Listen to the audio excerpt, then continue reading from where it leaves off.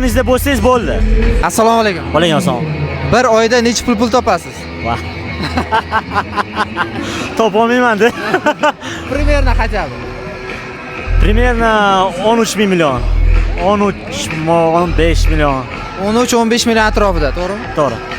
Nima ish bilan shug'ullanasiz? SMM, reels making, content making. Toshkentda komfortni yashash uchun necha pul topish kerak deb o'ylaysiz? Komfortni примерно 3000 yo 4000 dollar. Qiz bolalarga nisbatan red flaglarsiz. Qanaqa red flaglarsiz bor qiz bolalarga nisbatan? Menda tarbiyada shunaqa red flag yo'q. Men просто odamga qarab aytaman bo'ldi.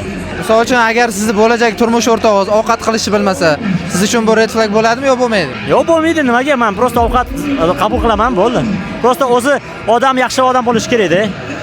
Demak, siz uchun eng asosiysi qalbi toza bo'lsa, ichi toza bo'lsa bo'ldi. Eng muhimi shu. Shunaqami? Shunaqa. Erkak kishini xafa qilmaslik uchun ayollarga, qizlarga tavsiyangiz. Qanaqa tavsiya berasiz erkaklarni xafa qilmaslik uchun? Просто bitta поддержка qilaveringlar. Yoningizda bo'lsangiz bo'ldi. Demak, eng asosiysi shu ayol kishi, ya'ni siz turmush o'rtog'i sizni qo'llab-quvvatlab, eng qiyin vaziyat bo'ladimi yo yaxshi vaziyatda bo'ladimi, doim oldingizda tursa bo'ldi. Bo'ldi, ha. Eng asosiysi shu, ya'ni baxt oddiylikda.